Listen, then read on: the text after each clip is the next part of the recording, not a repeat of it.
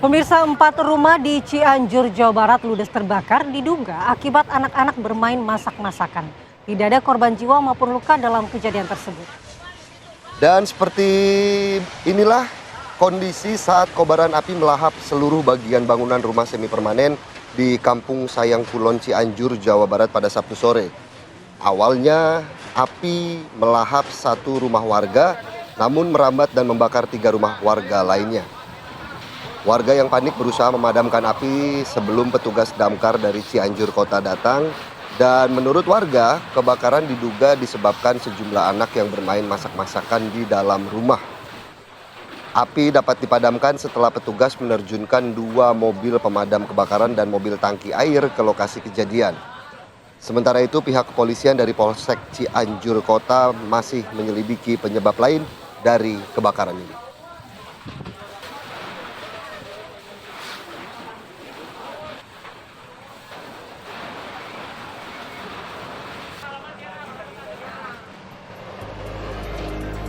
Selamat pagi, Assalamualaikum warahmatullahi wabarakatuh. Assalamualaikum warahmatullahi wabarakatuh. Andi Kumala dan juga pemirsa. Selamat pagi, Philip. Saya senang kalau hari Minggu pagi di belakang saya ini banyak yang lari.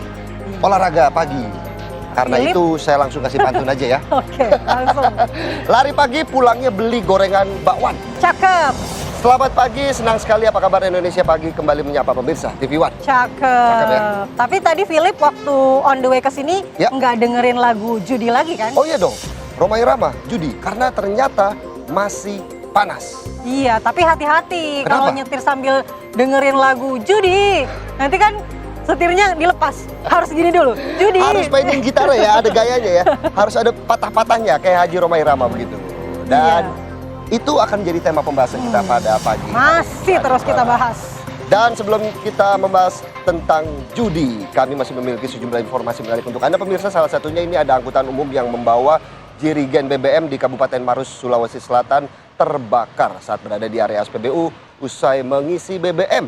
Api diduga berasal dari korsleting listrik pada bagian mesin mobil. Angkot yang membawa jerigen BBM membuat api cepat membesar hingga menghanguskan seluruh mobil dan tempat penyimpanan tabung gas di area SPBU yang berada di Jalan Poros Karyango, Kecamatan Tanralili, Kabupaten Maros, Sulawesi Selatan. Saat mobil terbakar sempat terdengar beberapa kali suara ledakan dari dalam lokasi. Untuk memadamkan api sebanyak 6 unit mobil pemadam dikerahkan ke lokasi. Api pun baru bisa dipadamkan setelah 30 menit. Tidak ada korban jiwa dalam peristiwa ini. Hingga kini pihak kepolisian masih menyelidiki penyebab pasti kebakaran termasuk mengumpulkan barang bukti dan mencari pemilik mobil yang meninggalkan lokasi.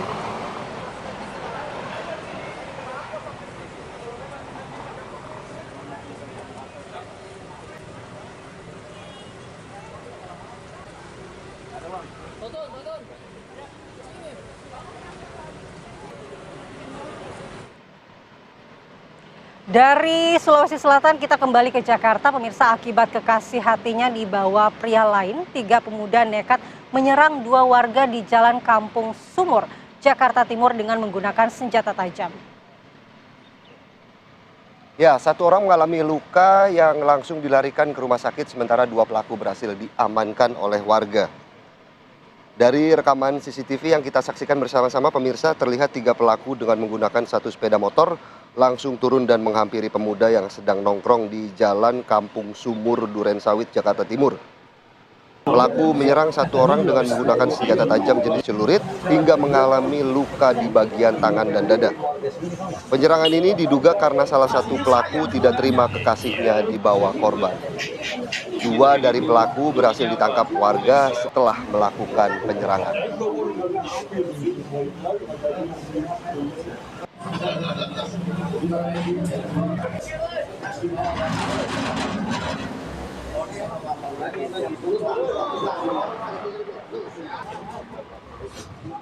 Dari Jakarta kita bergeser pemirsa ke wilayah Bandung. Ini dipukul dan pelaku dengan menggunakan celana. Ini seorang pencuri sepeda motor di Desa Siturep, Dayakolot, Kabupaten Bandung, Jawa Barat. Ini babak belur karena dihakimi oleh warga. Ini video amatir Ya. saat warga menangkap pencuri sepeda motor. Warga terpaksa menghakimi pelaku karena spontanitas dari upaya pelaku yang akan melarikan diri. Guna menghindari massa yang lebih banyak, pelaku kemudian diserahkan ke pihak kepolisian sektor Dayakolot untuk proses hukum lebih lanjut. Sejumlah barang bukti seperti satu motor dan satu kunci letter T disita oleh petugas. Akibat perbuatannya, pelaku terancam hukuman 7 tahun penjara. Wilayah kerja untuk nyari motor, Bro? Oh enggak, dia yang datang ke rumah. Bayar kontrakan? Iya. Rencananya cuma... Masih terkait pencurian sepeda motor, pemirsa, aksi pencurian 2 sepeda motor terekam kamera CCTV di sebuah kedai kopi di Palembang, Sumatera Selatan. Dalam melakukan aksinya, pelaku nampak membawa senjata tajam jenis celurit. Sebuah rekaman CCTV memperlihatkan aksi pencurian 2 motor sekaligus di Palembang, Sumatera Selatan. Secara mengendap-endap, 2 pelaku ini masuk ke dalam halaman sebuah kedai kopi yang berada di Jalan Kikim 1, Blok S, Demang, Lebaran Daun, Ilir Barat 1, Kota Palembang. Peristiwa terjadi sekitar pukul 3 pagi. Saat itu korban sempat melihat gelagat mencurigakan pelaku dari monitor CCTV. 2 pelaku yang membawa senjata tajam jenis celurit berhasil membawa kabur 2 unit sepeda motor milik pekerja kedai kopi. Dan usai kejadian, korban melaporkan kasus pencurian ini ke Polsek Ilir Barat 1, Kota Palembang, sekaligus berharap para pelaku bisa segera ditangkap.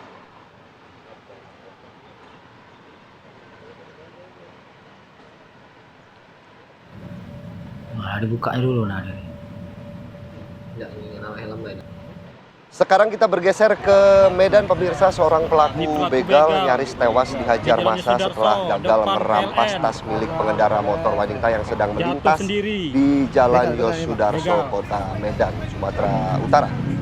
Pelaku begal ini terkapar tak sadarkan diri di pinggir jalan setelah sempat diamuk massa. Puluhan warga dan seorang wanita yang menjadi korban pembegalan mengerumuni korban yang sudah tak berdaya di lokasi kejadian. Selain pelaku, sepeda motor yang ditumpanginya juga menjadi sasaran amukan warga yang geram. Warga juga menemukan samurai yang digunakan pelaku saat beraksi. Petugas kepolisian yang mengetahui kejadian tersebut langsung mengamankan pelaku dari amukan warga dan membawanya ke rumah sakit. Dari hasil keterangan, awalnya pelaku bersama temannya menaiki sepeda motor memepet korban yang sedang berkendara dan mencoba merampas tas korban. Namun saat itu kendaraan mereka bersenggolan hingga terjatuh. Kondisi sekitar yang sedang ramai mengundang perhatian warga yang langsung mengamankan pelaku dan menghakimi. Alhamdulillah selamat ya.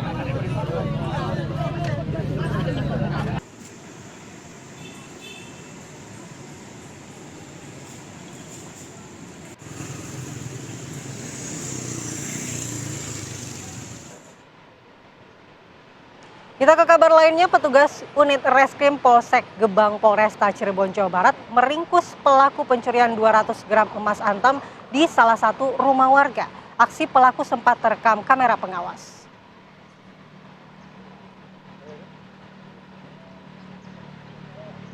Pemirsa, beginilah aksi pelaku yang bernama Jumhana saat mencuri emas di rumah Ari Wiryadi yang merupakan tetangganya. Aksi pelaku ini terlihat tampak tenang setelah berhasil memasuki rumah menggunakan kunci yang biasa disimpan korban di tiang pintu depan rumah. Dalam aksinya, pelaku mencongkel meja dan lemari, kemudian berhasil membawa kabur 200 gram emas antam, handphone beserta uang tunai yang tersimpan di laci meja. Berbekal rekaman CCTV dan keterangan sejumlah saksi, petugas kepolisian berhasil menangkap pelaku di tempat persembunyiannya dan menyita barang bukti 1 keping emas batangan dan uang 18 juta rupiah. Pelaku mengaku nekat membobol rumah tetangganya setelah terdesak kebutuhan ekonomi, dan kini untuk mempertanggungjawabkan aksinya, pelaku terancam hukuman 5 tahun penjara. Kalau sampai sudah tahu tetangga naruh kunci di mana, biasanya memang aktivitasnya sudah dipantau ya. Waduh, Ini kemana ya? saya harus memindahkan lokasi kunci saya juga ini. Taruh di bawah pot biasanya ya. Iya, standar ya. Kita ke berita lainnya, pemirsa. Balita perempuan berusia 2 tahun di Kuantan Singgingi, Riau tewas dengan luka parah di sekujur tubuhnya. Diduga korban tewas akibat penyiksaan yang dilakukan oleh pengasuhnya. Dalam rekaman video amatir yang direkam oleh pelaku memperlihatkan tangan dan kaki korban ZR, balita perempuan berusia 2 tahun, diikat menggunakan kain serta mulut yang ditutup lakban. Mirisnya, penyiksaan sadis itu dilakukan oleh Yogi Pratiwi 24 tahun dan Alpino Yoki 28 tahun, tetangga sekaligus pengasuh korban. Balita ZR dititipkan kepada kedua pelaku sejak beberapa minggu sebelumnya dengan alasan sebagai pancingan agar memiliki anak. Bukannya dirawat, korban justru dilarang ditemui ibu kandungnya. Sebelum tewas, korban sempat dilarikan ke rumah sakit oleh pelaku dengan alasan tertabrak sepeda motor. Namun ibu korban melihat luka yang tak wajar di sekujur tubuh anaknya dan melaporkan kejadian tersebut ke polisi. Kini kedua pelaku sudah ditahan di Polres Kuantan Singgigi dan dijerat pasal 80 ayat 3 Undang-Undang Nomor 35 Tahun 2014 tentang perlindungan anak dengan ancaman hukuman maksimal 15 tahun penjara. Sangat tidak manusiawi ya Andi Kumala ya. Padahal alasannya buat pancingan ya, biar bisa memiliki memang anak. alasannya kerap dipakai ya. Iya, betul. Untuk pasangan yang memang belum memiliki anak tapi jangan sampai dibunuh itu, aduh kacau ya. Kita ke berita lainnya pemirsa, 2 warga negara Australia ditembak orang tak dikenal pada Sabtu dini hari di sebuah villa. Ini tepatnya berada di Kasta Santisya, Kabupaten Badung, Bali. 1 korban tewas, sementara korban lainnya kritis. 2 korban penembakan tersebut menimpa Zivan R, 32 tahun dan Sanar G, 35 tahun. Korban Zivan meninggal dunia sementara Sanar dalam kondisi luka berat akibat penembakan yang dilakukan oleh orang tak dikenal di Villa Kasta Santisya, Jalan Pantai Mungu, Mengwi, Kabupaten Badung, Bali. Imni Nafis dan Lapor Polda Bali langsung melakukan olah TKP dan menemukan bercak darah dan bekas tembakan di kaca villa. Hingga saat ini hingga saat ini polisi masih menyelidiki kasus ini dengan memeriksa sejumlah saksi.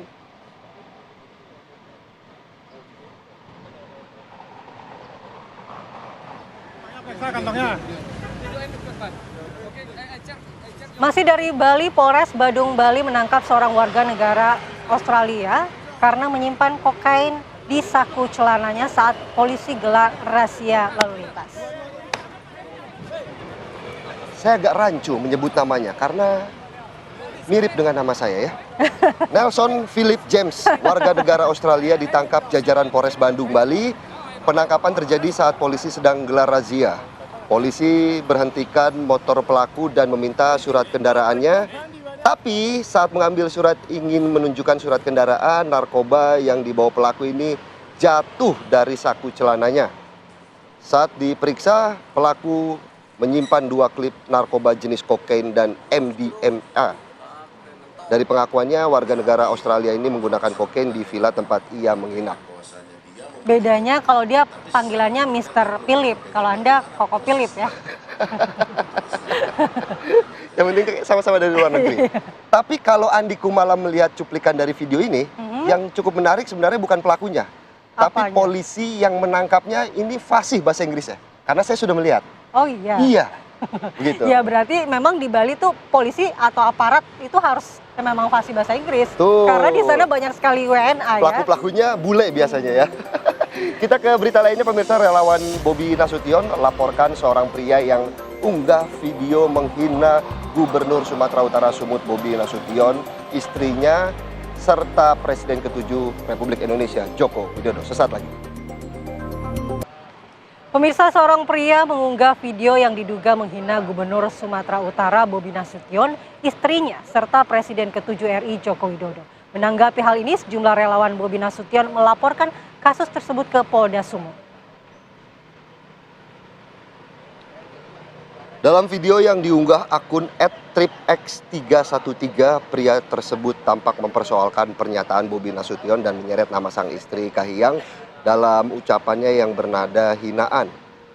Pria itu pun mempersoalkan pernyataan Bobi dan mengaitkannya dengan istrinya Kahiyang.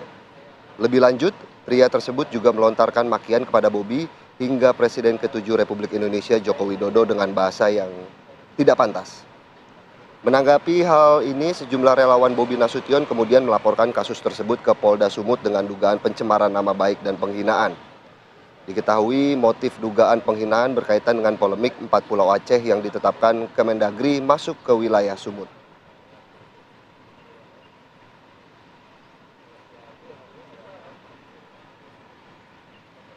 Kita ke berita lainnya, pemirsa. Gubernur Jakarta Pramono Anung segera menyurati PT Adikarya untuk membongkar tiang-tiang proyek monorel mangkrak yang tersebar di kawasan Rasuna Said hingga Jalan Asia Afrika Senayan, Jakarta Pusat. Tujuannya untuk membersihkan karena dinilai mengganggu estetika keindahan pusat Jakarta. Secara hukum, tiang-tiang merupakan milik PT Adikarya dan Pemprov Jakarta telah mendapat arahan hukum dari Jaksa Agung Muda Perdata dan Tata Usaha Negara. Jika PT Adikarya menyatakan tidak mampu membongkar tiang-tiang yang terbengkalai, maka Pemprov Jakarta ini akan mengambil tindakan tegas. Jadi bingung juga ya, ada tiang-tiang tapi Ya, betul. nggak ada tujuannya untuk apa. Tadi kami rapat mengenai tiang monorel, keputusannya ada dua. Yang pertama, karena tiang monorel itu miliknya PT Adikarya, walaupun sudah ada keputusan PN dan juga pemerintah Jakarta sudah mendapatkan arahan dari Jamdatun untuk kemudian yang berhak untuk membongkar adalah Adikarya. Kami akan melakukan menyurati Adikarya untuk itu. Kalau kemudian Adikarya katakanlah tidak mampu, maka pemerintah Jakarta akan melakukan tindakan untuk membersihkan. Kita ke informasi berikutnya, pemirsa. Kejaksaan Agung kembali memanggil staf khusus mantan Mendikbudristek Nadiem Makarim, Fiona Handayani.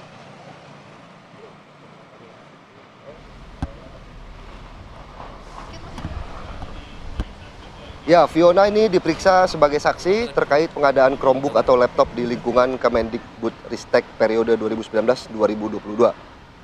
Dengan didampingi kuasa hukumnya, Fiona menjalani pemeriksaan kedua. Penyidik menelusuri terkait tugas pokok dan fungsi Fiona selama bertugas. Staf Sus Nadiem Makarim itu pun turut memaparkan sejumlah barang bukti yang ditemukan, seperti isi pesan teks pribadi dan grup serta dokumen riset.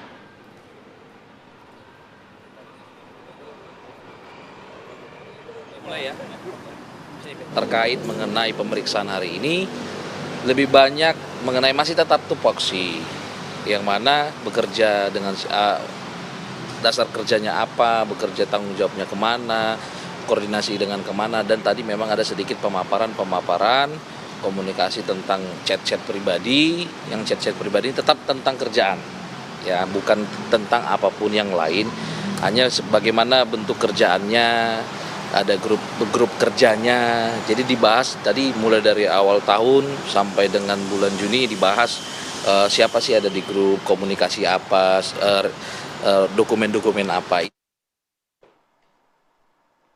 Kembali di Apa Kabar Indonesia Pagi, pemirsa. Satuan Reserse Kriminal Polres Purworejo, Jawa Tengah berhasil mengungkap kasus peredaran uang palsu dan menangkap satu pelaku yang beraksi di wilayah hukum Polres Purworejo.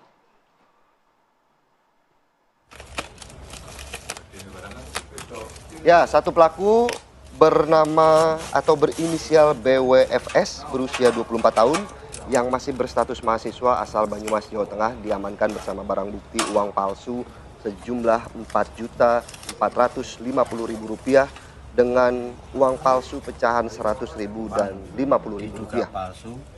Menurut keterangan polisi, uang palsu itu didatangkan tersangka dari Bandung, Jawa Barat sejak 2024. Hingga kini transaksi jual beli yang dilakukan sudah sebanyak 9 kali.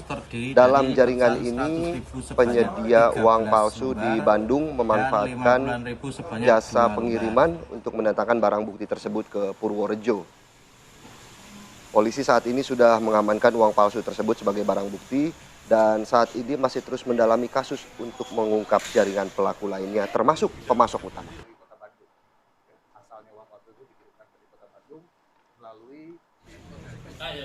Pemirsa, Gubernur Aceh Muzakir Manaf mengadakan pertemuan dengan DPD dan DPR RI asal Aceh terkait sengketa 4 pulau. Rapat tersebut ini dilakukan secara tertutup, Andi Kumala.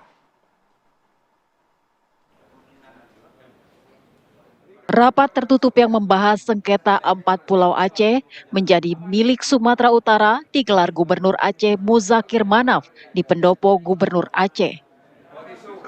Rapat digelar untuk menyatukan persepsi antara pemerintah Aceh, DPD, DPR, asal Aceh, dan para tokoh Aceh. Rapat berlangsung selama 2 jam. Hasilnya, pemerintah Provinsi Aceh akan tetap mempertahankan 4 pulau, yaitu Pulau Mangkir Besar, Pulau Mangkir Kecil, Pulau Lipan, dan Pulau Panjang, masuk kembali ke wilayah Provinsi Aceh. Ya, poinnya sepertinya kita yang pertama itu hak kita, bukti dan data hak kita, ya. Kemudian secara histori itu hak kita, sejarah, apalagi secara penduduk hak kita, Soal adanya geografi juga hak kita. Itu saja kita pertahankan. Pemerintah Aceh, DPD, dan DPR RI asal Aceh siap memperjuangkan 4 pulau tersebut agar kembali masuk ke wilayah Provinsi Aceh. Hal tersebut berdasar data dan historis yang ada, bahwa ke-4 pulau itu sejak dulu memang masuk wilayah Aceh. Dari Banda Aceh, Provinsi Aceh, Muhammad Fadli, TV One mengabarkan.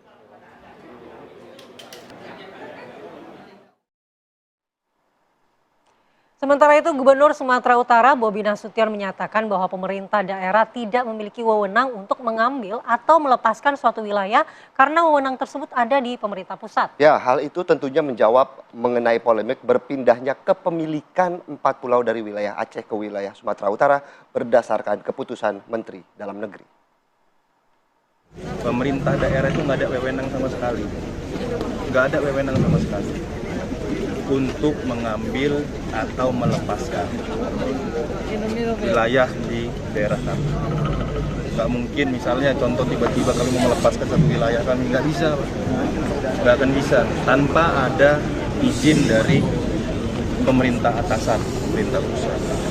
Dan pelepasan atau pengambilan itu nggak bisa seolah-olah hanya dari satu sisi, ada dari 2 sisi.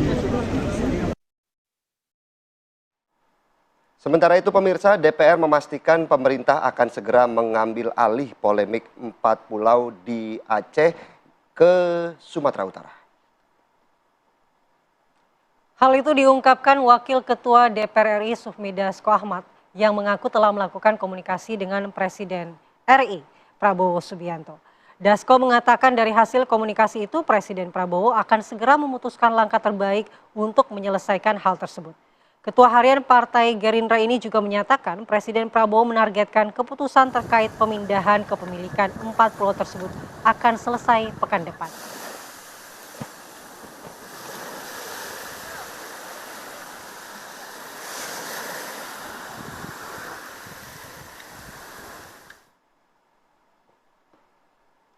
Kita ke kabar lainnya, pemirsa. Menteri Perumahan dan Kawasan Permukiman PKP Marwarar Sirait terus menjaring masukan dan aspirasi dari generasi milenial untuk memutakhirkan draft rumah subsidi yang sesuai dengan kebutuhan masyarakat. Dalam diskusi mengenai rancangan rumah subsidi, ada 2 tipe yang tengah dipersiapkan, yaitu rumah dengan luas tanah 25 meter persegi dan rumah dengan luas 26,3 meter persegi.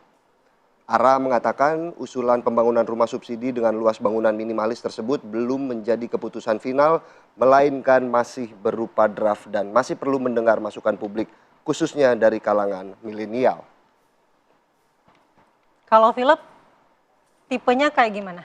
Tipenya yang tinggi kurus, putih. Bukan wanita, rumah. Yang penting nyaman kalau saya kan. Sudah saya duga ya jawaban Anda. Oke, kita ke berita lainnya pemirsa. Presiden Prabowo Subianto menegaskan tidak akan melakukan reshuffle kabinet dalam waktu dekat begitu ya. Iya, berikut informasinya. Ya.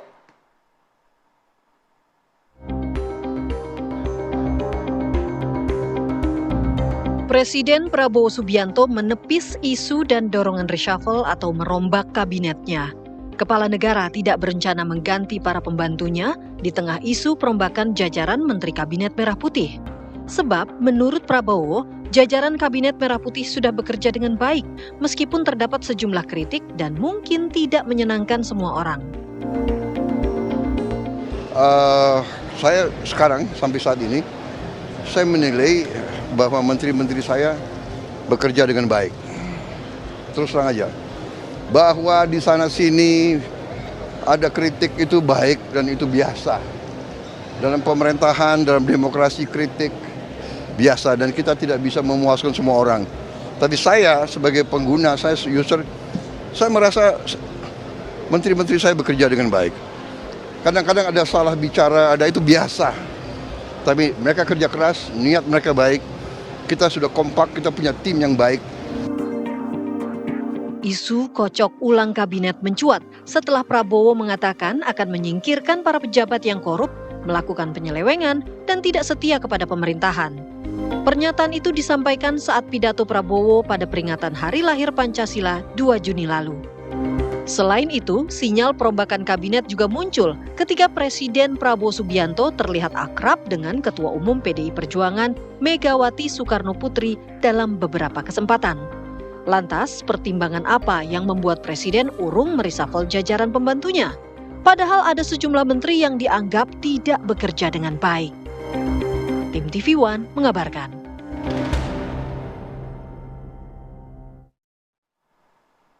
Kita beralih ke kabar terkait Palestina. Jadi Philip, sebagai bentuk solidaritas untuk memerdekakan negara Palestina dengan slogan Free Palestine, ini 10 warga negara Indonesia, diantaranya artis Zaskia Mecca, bergabung dengan Global March to Gaza.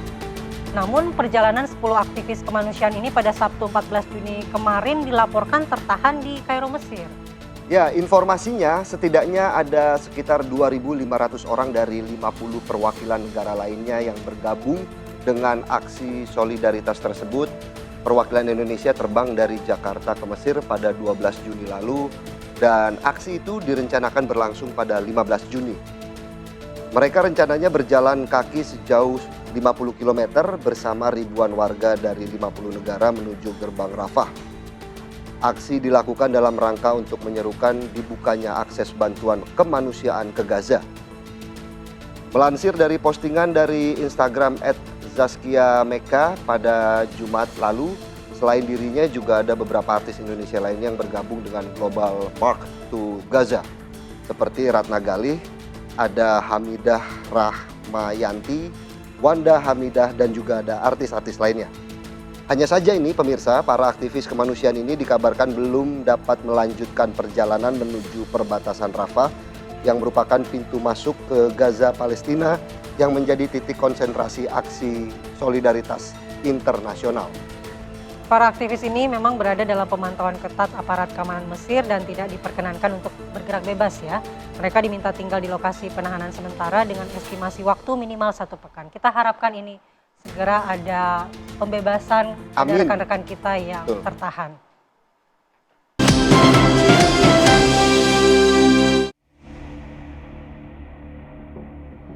Persidangan kasus judi online kembali menyita perhatian publik. Dalam persidangan yang berlangsung beberapa waktu lalu, seorang saksi kunci, mantan pegawai Kominfo Deden Imaduddin Soleh, menyatakan bahwa praktik penjagaan situs judi online itu sudah diketahui oleh orang di atas, yang menurutnya merujuk pada Menkominfo saat itu, Budi Ari Setiadi. Menurut Deden, dalam pertemuan Mei hingga Juni 2024 itu, terdakwa Adi Kismanto dan Muhrijan meyakinkan bahwa tindakan itu aman karena sudah disetujui orang atas yang tak lain adalah sang menteri. Namun berbeda halnya dengan kesaksian lain dari salah satu terdakwa, Zulkarnain Apriliantoni, yang membantah keras bahwa Budi Ari menerima aliran dana atau terlibat dalam skema tersebut.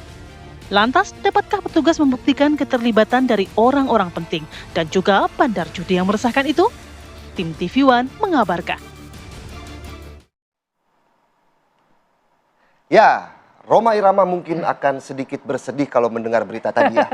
Karena sudah dari lama Haji Rhoma Irama, Bang Haji ini menyuarakan judi. Janganlah, memang di era sekarang menjadi lebih keren karena ada tambahannya, judi online. Iya. Dan yang menarik adalah yang muncul dalam fakta persidangan bahwa Adi Kismanto dan Agus meyakinkan Denden bahwa yang di atas ini sudah tahu. Ya, bukan yang di atas nih. Iya, bukan.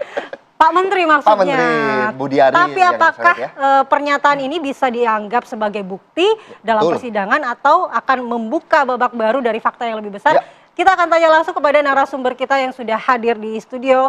Ada Mas Irfan Arifian, kuasa hukum dari Denden. Selamat pagi, Mas Selamat Irfan. pagi, Mas Irfan. Pagi. Kemudian juga ada Bang Freddy Alex Damanik, Waketum Projo. Selamat pagi, Bang Freddy. Pagi, Bang Freddy. Ketemu lagi, Bang. Ada pesan khusus nih pakai baju warna pink mungkin? Hah? Ada pesan khusus pakai baju kemeja warna pink? Ada. Apa? Supaya kamu komentari. Kayaknya emang seneng dikomentari terus ya, kayak kalau Projo ini gimana nih, ya kan? Saya mau tanya Ya. ke Mas Irfan dulu ya. Betul. Apakah yang diungkapkan oleh Denden ini, dia memiliki bukti secara langsung mengenai pernyataan itu, atau hanya mengutip pernyataan dari Agus dan juga Adi Kismanto? Ya, kemarin kan terakhir fakta persidangan itu klien kami Denden kan sebagai saksi mahkotanya dari terdakwa Tony CS ya. Ya. Nah di situ memang ada pertanyaan dari beberapa kuasa hukum atau penasihat hukum masing-masing pihak. Pada intinya Denden ini tidak pernah mengetahui langsung atasannya mengetahui dan tidak gitu ya. Ini kan hanya testimoni aja dari saudara AK sama Agus kan gitu kan. Dalam rangka ya dia kan pada saat fase itu sudah bukan lagi ketua tim. Jadi dia sudah tidak punya peran apa-apa gitu loh. Ya, Tapi kan? dipanggil lagi. Ya karena dia mengetahui kan sebelumnya ketua tim kan diajaklah pertemuan itu dan pihak-pihak yang mengajak pertemuan mengatakan bahwa atasan sudah tahu. Pak PM sudah mengetahui. Dia nggak tahu apa-apa. Berarti dia hanya mengambil testimoni dari Adi Kismanto dan juga Agus. Agus. Dan Agus, Jadi ya. tidak ada hubungan langsung antara Denden dan atasan itu. Nggak ada. Secara birokrasi hierarki aja jauh kan. Dia saat tempusnya itu adalah bukan lagi ketua tim, ya kan? Dia pada saat itu adalah kapasitas sebagai tim penyidikan ahli ITE, ya kan? Ya. Nah, kapasitasnya ketua tim dijabat oleh Samsul kan pada saat itu. Tapi kan saat itu juga Denden hadir untuk ikut meyakinkan Samsul mengamankan situs judi bukan. online. Samsul teriyakini oleh Aka dan Agus tadi. Oke. Karena pada saat itu kan lantai kan dirubah kan ke lantai dari 3 ke 8 kan. Samsul juga bingung kenapa bisa dirubah, di lockdown ya. Nah diyakinkan oleh Aka tadi. Ya kan bahwa atasan juga udah mengetahui. Jadi Aka ini meyakinkan baik Samsul maupun Denden. Gitu. Jadi itu tidak bisa menjadi fakta hukum atau bisa dengan testimoni subjektif seperti itu, apakah bisa menjadi fakta hukum? Oh itu lemah. Ya kan nanti tinggal keterangan terdakwa atas nama AK lah yang harus dipertanggungjawabkan. Oke. Kalau sejauh ini selama Denden ikut mengamankan ya dalam artian situs judi online ini sebenarnya siapa yang kemudian membisikkan dari atas? Ya semua kan kait-mengkait ya. Pada saat itu kan Denden sudah tidak lagi berperan. Ya. Tapi karena memang pernah dia jabat ketua tim pengendalian konten internet ilegal itu dan kemudian dijabat oleh Samsul, ya mau nggak mau di antara mereka ini kan saling tutup mulut lah gitu kira-kira lah ya kan. Jadi jangan sampai bocor kan gitu. Oke. Kita minta tanggapan Bang Freddy terkait dengan pernyataan Denden di persidangan. Gimana Bang? Udah jelas kan? Apanya nih yang jelas? Ya, sebenarnya saya udah senang banget kemarin nih ketika TV One ini fokus bahas bandar kan. Turun lagi nih ke Budiari. Tapi nggak apa-apa, Karena kan nyatanya ada disebut nih Ada di di persidangan. Ya. Bang. Justru tadi pertanyaan Bro Philip ini menarik ini buat Denden. Tadi dipertanyakan kan. Nah, sewaktu dia terlibat itu orderan itu dari mana? Betul. Kita kembali mengejar bandar sebelum ke situ ya.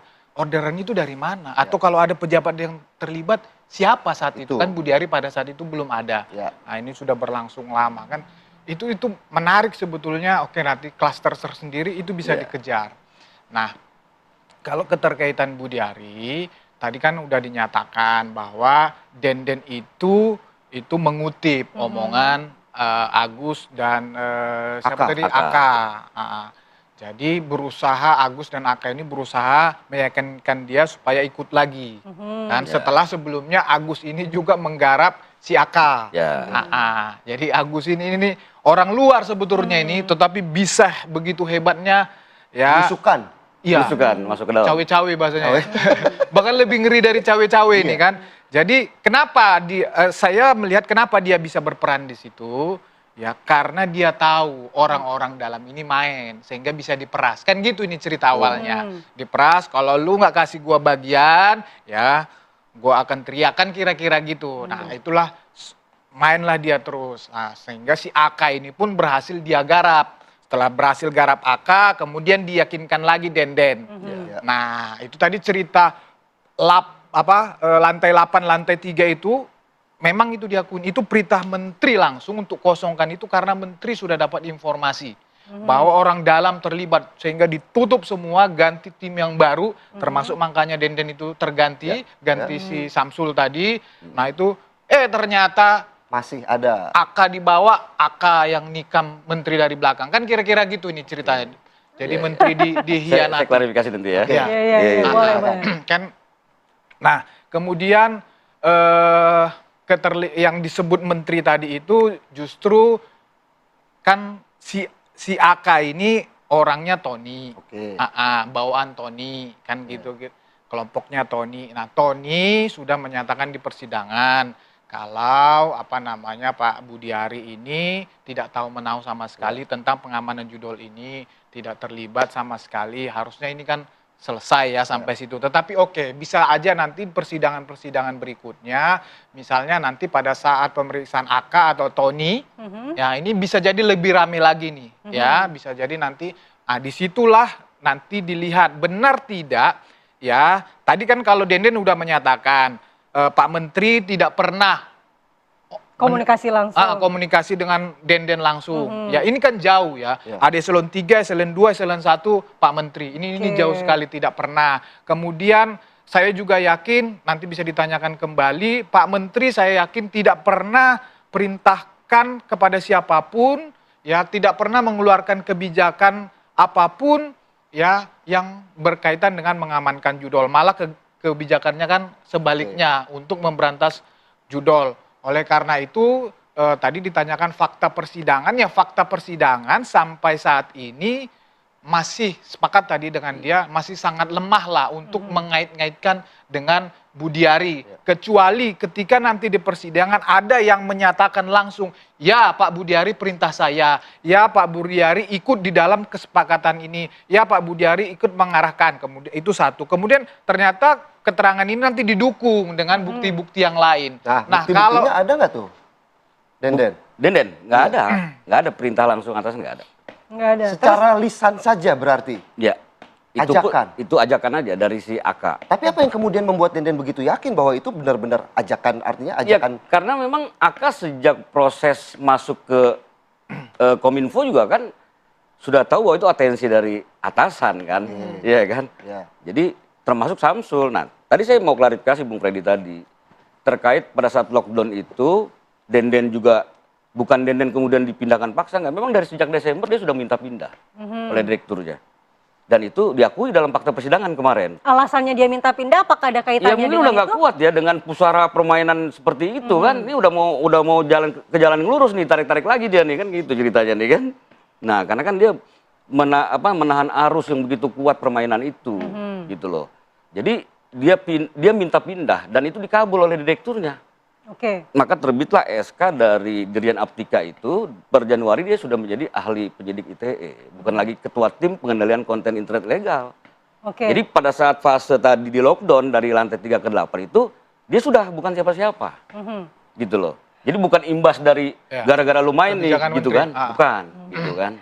Kemudian dari keterangan Denden sendiri kepada Mas Irfan ini, apa nih kira-kira bukti yang disiapkan Denden untuk kemudian nanti melakukan pembelaan terhadap dirinya? Nanti dijawab ya setelah jeda berikut ini. Jangan kemana-mana pemirsa.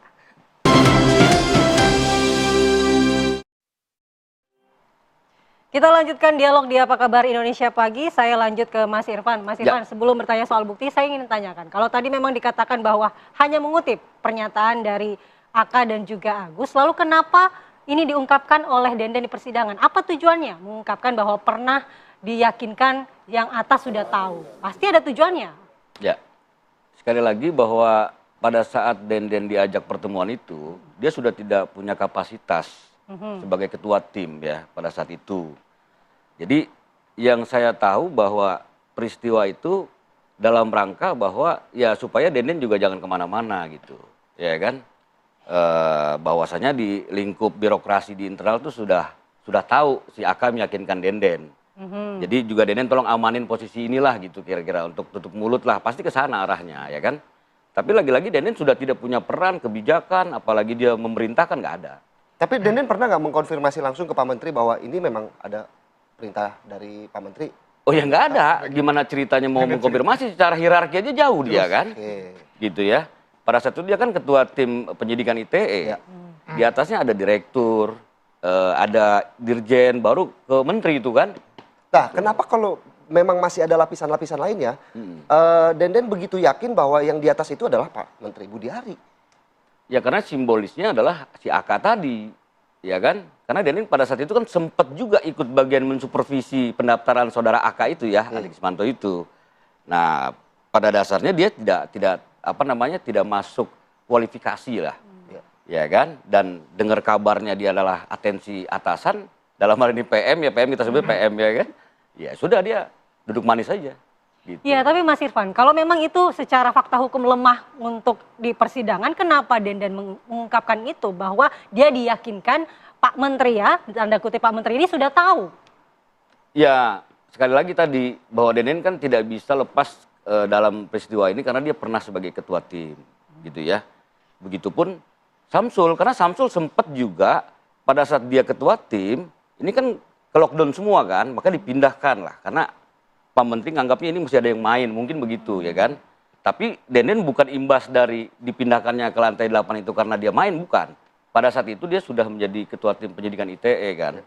Kira-kira begitu. Jadi kalau dalam fakta persidangan, dia mentestimoni bahwa ini kata si Aka dan Agus untuk meyakinkan Samsul. Iya, tapi kan bisa saja tidak diungkapkan di persidangan kalau memang itu tidak ada gunanya buat dia. Begitu. Ya, secara material dia nggak mau dipersalahkan kan, klien kami kan, di kemudian hari kan. Makanya nanti itu, ujungnya berarti tidak mau dipersalahkan. Ya. Bang Freddy, berarti ini untuk meringankan hukuman dirinya, begitu Bang? Yes, jadi kalau bicara bagian dari strategi, ini kan ada istilah tadi saksi mahkota. Saksi mahkota itu kan adalah sesama terdakwa, walaupun klaster yang berbeda bisa klaster yang sama.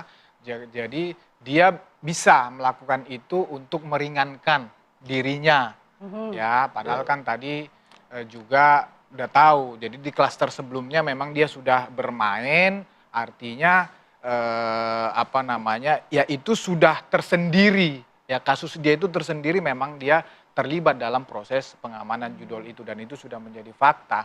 Tetapi saya juga tidak tahu apa motif lain di balik ini. Kalau bicara Denden, saya juga belum bisa mengatakan ada motif lain, misalnya ada politik atau apa. Tetapi yang kita hari ini komentarin, oke lah, tadi ada dakwaan, ya ada BAP, ada fakta persidangan. Itu saja yang kita coba gali, coba kita diskusikan. Yang pasti yang dari situ saya dari pihak Budiari mengatakan dari semua proses itu sampai saat ini belum ada yang menunjukkan keterlibatan Budiari. Memang belum ada. Tapi semuanya kan, hanya omon-omon, hanya dibawa-bawa saja. Tapi kan yang menjadi isu juga, Aka ini kan titipannya Pak Budiari, begitu loh. Yang saya jelaskan lagi, mungkin Bro ini tahu. Direktur juga udah diperiksa ya. Udah. Direktur sudah diperiksa di persidangan. Direktur itu menyatakan, ya ada arahan Pak Menteri untuk menerima si Aka ini untuk diperbantukan dalam proses untuk pemberantasan judol. Hanya itu saja arahan, tidak ada arahan lain. Tapi kenapa malah mengajak kalau memang diberantas? Ya. Jadi memang untuk memberantas, ya, untuk memberantas. Tidak ada Pak Menteri mengatakan terima dia sebagai ini, sebagai ini, sebagai ini. Jadi sekali lagi persyaratan administrasi pun tidak ada yang dilanggar di situ. Kecuali Pak Menteri misalnya angkat dia, jadikan dia tenaga ahli yang harus S1.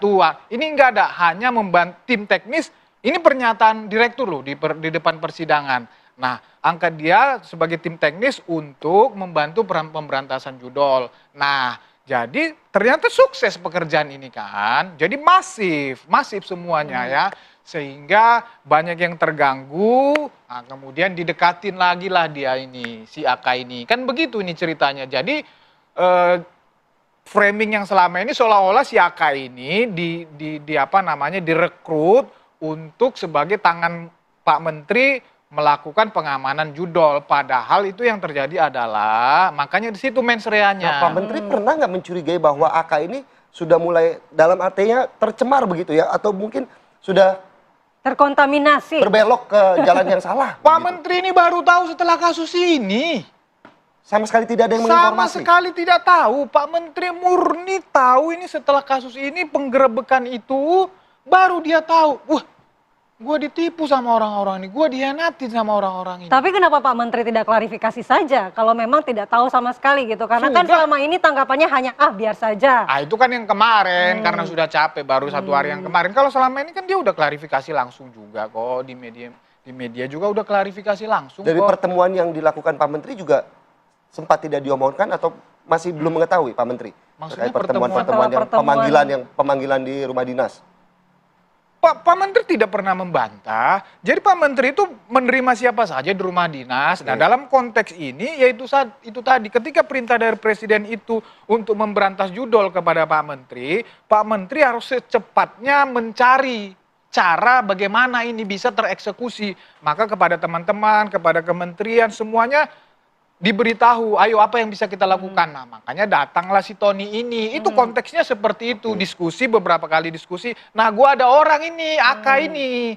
Nah, kemudian dibawalah kementerian presentasi bagus, dia bisa 50.000 sampai 100.000 ini menjerat situs judol itu.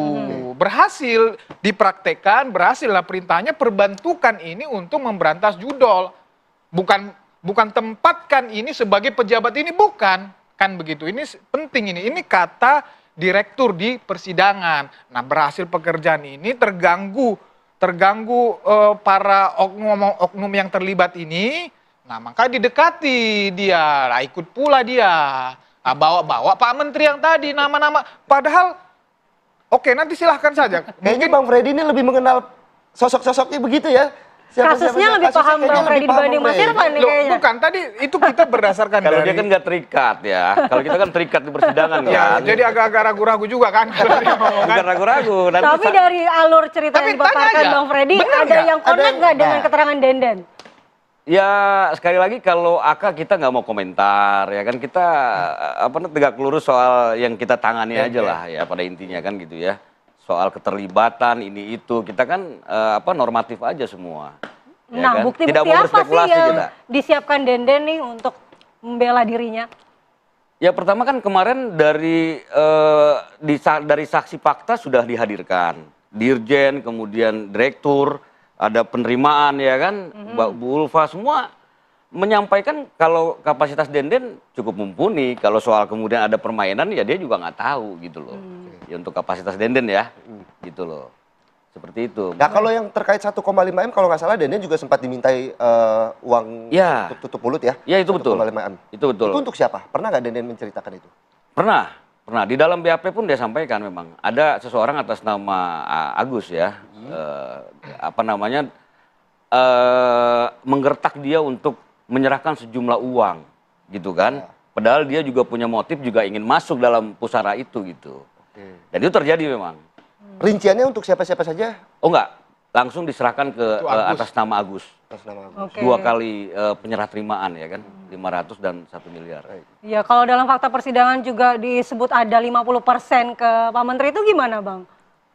Nah, ya seperti saya bilang tadi, ya mungkin kalau saya yang ngomong nanti kan dibilang mana ada ini yang ngaku kan begitu kan. Nah nanti silahkan. Selama ini itu sudah kami bantah, tetapi yang kan kami bilang itu kan hanya omon-omon klaim mereka saja, dibawa-bawa Pak Menteri. Nah nanti kan ada pemeriksaan terdakwa ini, selaku terdakwa ya, ada Aka, ada Tony, ya yang kita katakan selama ini kan si Tony ini kan bawa-bawa, tetapi dia juga sudah membantah sebetulnya, walaupun belum sebagai terdakwa ya. Betul. Nah, waktu saksi dia sudah membantah itu. Dan kalau saya nggak salah juga di dalam BAP, di dalam persidangan-persidangan juga bagian-bagian itu PM itu diterima oleh si Tony. Jadi yang jatah PM 50%, dia yang terima, dia itu sudah akuin. Dan di dalam penggerebekan itu juga duit itu ada di dia. Belum diserahkan? Belum. Dan akan? Bukan masalah belum atau akan, bukan. Jadi itu cuma dia yang tahu Kalau gitu loh. belum kan berarti akan ya. Jadi, Kecuali Bang Freddy bilang tidak ya. Jadi cuma dia yang tahu. Gitu loh. Pak Menteri nggak ngerti sama sekali ini bahwa ada bagian dia 50% di situ. Ya tidak pernah minta, tidak pernah menyuruh meminta. Gitu loh. Jadi Pak Menteri nggak tahu sama sekali. Gitu. Jadi Pak Menteri mau ngomong apa gitu loh, dia nggak ngerti, nggak tahu. Tapi kan dengan disebut-sebut di persidangan ini mengancam integritas nih Bang, menggoyahkan. Apakah Projo tidak mau mendorong supaya lagi-lagi dilakukan klarifikasi? Bolak-balik kita ngedorong, kita justru tantang, kita challenge, ini dibongkar sebongkar-bongkarnya. Ya bahkan ini kan ada yang menerima duit kayak yang tadi ya, ada yang order. Tapi siapa pemberinya? Harusnya kan ada. Nah itu dibawa ke persidangan, bandarnya dibawa, gitu. Itu uang segitu banyak dari mana sih? Nah itu yang kita kejar. Ayo come on. Oke kalau Pak Menteri terlibat nggak apa-apa, kejar sesuai fakta persidangan. Tetapi di atas segalanya, ini kan teman-teman dari TV One juga udah PPATK, Pak Susno kemarin saya lihat udah oke udah. Tetapi tetapi ayo serius kita kejar ini bandar-bandar ini. Siapa pemberi dana ini biar selesai ini permasalahan judol ini. Kita fokus juga di sini. Sedikit tanggapan mungkin Mas Irfan? Memang harusnya hadir di tengah-tengah kita juga teman-teman dari kuasa atau PH-nya Tony ya, supaya berimbang semua. Atau AK juga ya? Atau AK ya, Adi Sumanto. Ya tapi kan kalau dari terakhir ceritanya atau kesaksiannya Denden begitu ya, dia kan ditekan atau diajak dengan menjual atas perintah atasan begitu kan? Iya. Sekali lagi, apakah salah satunya dengan duit 1,5 M juga dijual dengan perintah atasan atau seperti apa? Oh enggak, itu terpisah. Peristiwa yang terpisah ya. Jadi Denden, itu Agus. Iya, itu Agus. Iya. Agus yang mengaku-ngaku lah ya. Kalau nggak diserahin akan saya bongkar. Semua kan jadi punya rasa shock terapinya tinggi tuh kan. Maka mau nggak mau harus nyerah terimakan gitu kan. Nah, kira-kira begitu. Kalau menurut saya, kalau tadi Mbak Mala nanya, apa nih pembuktian nanti? Ya ini kan masih panjang kan proses persidangan kan. Masih ada saksi mahkota yang antara satu dengan yang lain masih bersaksi nanti, ya kan? Antara saksi mahkota klaster yang berbeda langsung di cross. Ada 4 klaster lagi nih. Ya, kita juga punya hak untuk menghadirkan saksi yang meringankan nanti untuk klien kami, ya kan? Di persidangan ada waktunya nanti, saksi ada cas namanya, ya kan? Jadi pikir saya masih panjang lah perjalanan ini, baru setengah main nih di persidangan ini. Jadi TV One gak usah khawatir, masih banyak episode berikutnya, Bos. Ya kan? Kira-kira begitulah. Oke, ya kan? Bang Freddy harapannya? Ya harapannya memang melalui proses tadi kan disinggung, apakah integritas Pak Budiari nggak tercemar di sini. Ya harapannya mudah-mudahan persidangan ini bisa ya, yang pertama saya bilang tadi, bisa menarik semua yang terlibat di sini, termasuk termasuk pemberi dana, bandar segala Bandarnya macam. dong, kejar dong. Ya, kalau dari kami mudah-mudahan kami berharap dari persidangan ini bisa membersihkan nama Budiari itu pasti. Untuk konteks kasus judol ini. Kami percaya betul beliau itu tidak akan terlibat ya, baik melalui fakta persidangan, melalui saksi, melalui apapun itu. Tidak akan, tetapi dengan adanya persidangan ini, itu mudah-mudahan masyarakat bisa ya percaya kan begitu. Itu aja harapan. Oke. Terima kasih. Terima kasih Mas Irfan, Bang Freddy, Mas Irfan. untuk waktunya pada pagi hari ini. Dan tentunya kita berharap ya, tidak hanya harapan Mas Freddy, tidak hanya harapan Mas Irfan bahwa seluruh lapisan yang terkait dengan judi bisa diberantas begitu. Andi Kumala dan pemirsa. Baik, kita akhiri dialog kita terkait dengan judi online. Dan kita akan kembali dengan informasi menarik lainnya untuk Anda. Tetaplah di Apa Kabar Indonesia Pagi. Ya pemirsa, serangkaian ledakan kembali juga mengguncang beberapa wilayah di Iran maupun Israel, di mana pemerintah Indonesia juga mengutuk keras serangan Israel terhadap Iran yang tentunya memperburuk kondisi kedua negara. Iya, Indonesia mengutuk keras ya, dan ini akan menjadi paket penutup kita juga dalam Apa Kabar Indonesia pagi hari ini. Pemirsa, saya Andi Kumala pamit undur diri. Saya Filipus Yonaso, Aura Kasih, Lari Pagi. Cakep. Terima kasih telah menyaksikan Apa Kabar Indonesia pagi. Sampai jumpa. Sampai jumpa.